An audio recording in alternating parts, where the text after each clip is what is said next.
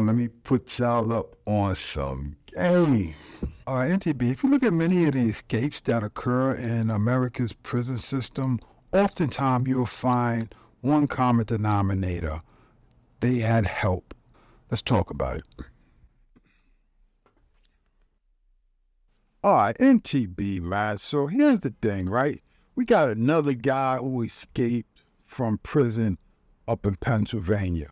I'm going to tell you why murderers, gangsters, hardcore individuals are always going to be able to walk out of the penitentiary here and there. The number one reason they're not going to ever stop cold-blooded killers from just walking out of the penitentiary is because of one thing, and that one thing is this: relationships.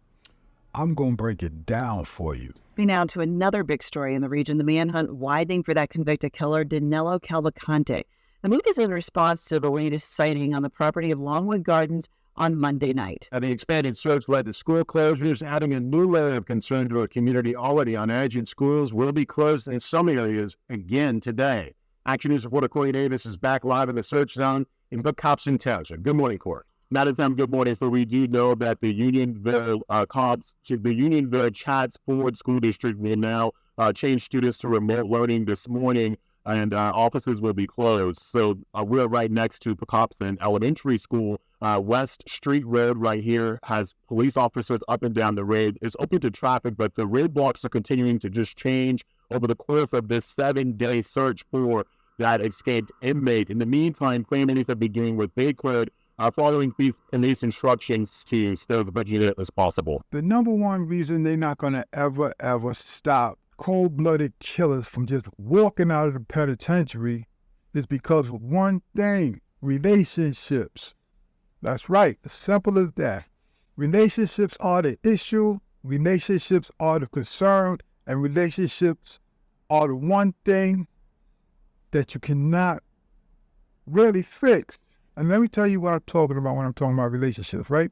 All right, so in prison what you have is a lot of guys and women who are in close proximity with the guards, right? And many of the guards, they come from these little small towns, right? You have really interesting characters, so to speak, in prison. They're characters. That's what they are. They're characters. You know, they're funny, they're witty, they're smart. Some of them, they're entertaining. But one thing also that many of them are, they're very manipulative. They grew up in the streets. And many of the workers who are in the prisons, right, they grow up in these little small towns and then they place around these people. Another thing what a lot of people don't know, right, is that if you're a guard, you work in the correctional officer, when you work in the prison, you may be a chef or a cook. They don't call them chef. You might be a cook, or you might be a maintenance worker. You might work in the hospital, the infirmary, a nurse practitioner, right?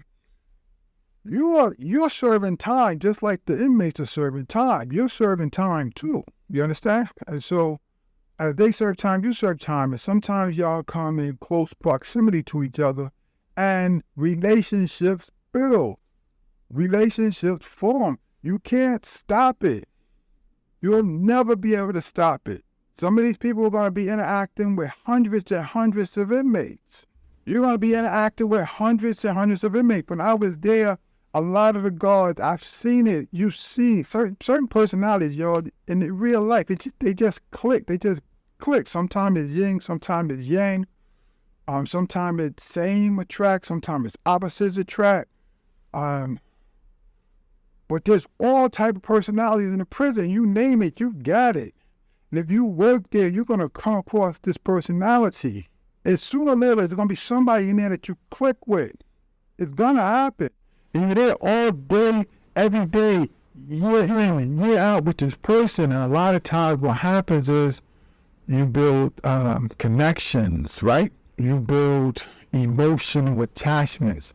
And sometimes you even fall in love. It happens. I've seen it happen so many times. People come into the prisons and those jails, and they're very vulnerable because, you know, a lot of problems at home, things that are happening on their job, that's just really stressing them out. And oftentimes people are just lonely. and you meet you got a lonely man or a lonely woman, right, who's in prison, and you got a lonely man or a lonely woman who works in prison, and then their personalities mesh, you have a combustible emotional tie, and this person doesn't want to see you in prison. And long story short, a lot of times if you really study the history and study why, right, that a lot of these guys and women end up getting out of prison, even if they're killers, and you can fall in love with a killer. I will talk about that. There's somebody on the inside that they build a relationship with who gave them some type of help, some type of insight, some type of intel, and some type of, often cases, just, I'm going to get you out of here. And then the last thing you have to know about prison is this, right? Oftentimes you have different personalities. Like I said, what type of personality? So you get one man or one woman who gets a life sentence. When they come to prison, they start to settle into the prison, and they start doing their time. I'm just doing my time, 25 years, 30 years, life sentence, I'm gonna do my time. Others, that's not their personality. What they do is, the first day they get there, they looking and plotting and planning to get the hell out. They don't have no plans on staying. And so what they doing is, they casing the joint. They looking for the soft spots. They're looking for the ways that they can get out of this situation, and they're looking for people who they potentially can use to help them. And it may take them a month to figure it out. It may take them 2 weeks. It may take them 2 years. But eventually they're going to figure it out because they don't plan on staying. If it comes to bear that somebody in there is vulnerable and they can get, that inmate can get their hooks, the emotional hooks in that other person, sooner or later they're going to find a way to use that person to get out of that joint. All right, I want to show a short video that speaks to this point that I'm making. People will manipulate. This is Indiana Women's Prison. My escort, Sergeant McPherson, is taking me to meet the most notorious inmate in the state, a convicted double murderer. Thank you. You're welcome. And Sergeant, we're heading now to The Administrative Segregation Unit. This unit is where our disciplinary offenders are. This is what you call like a punishment for them. We put them here to give them time to think about what they've done and to clear up their negative behavior. offenders in this unit spend more than 20 hours a day locked in their cells. They have no contact with the rest of the prison population. Hey, Sarah, you ready? Sarah Pender has been in this segregation unit for nearly 5 years.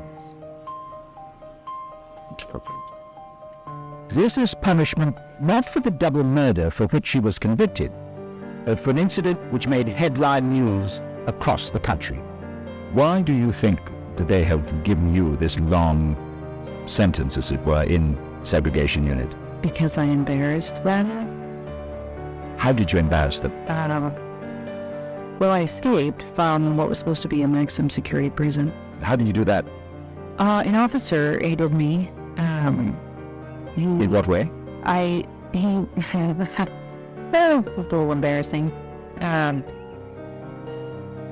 He drove me out. They have these transportation vans that come in to get fuel. They have like their own little gas station, and we planned it so that when he came in to get fuel, then I came out and got in a van.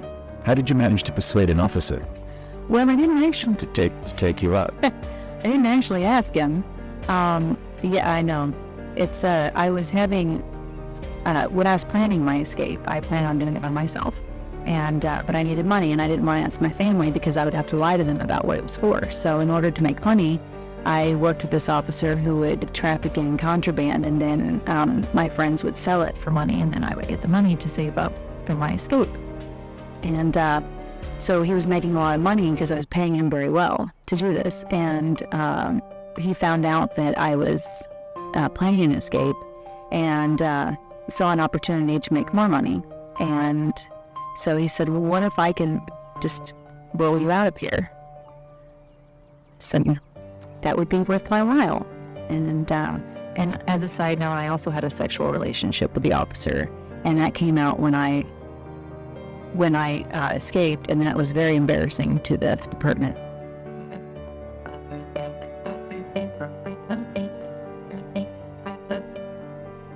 have struck up a very deep relationship, having targeted that male officer. He was having problems at home, and she preyed on that. She preyed on his emotions. She made him feel that she was going to save him, that she would be his everything, that she would replace what he didn't have. And he was so vulnerable, he fell for it.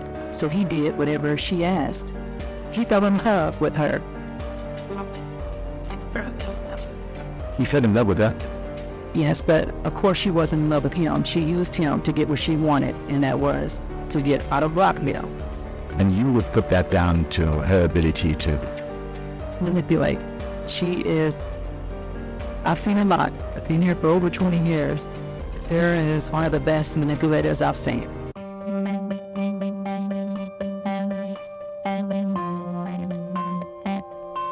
All right, anyway, let me get on out of here, y'all, before these guys come back from the prison yard, see me up here with this suit and tie, and think I'm full NTV, man. Follow for more.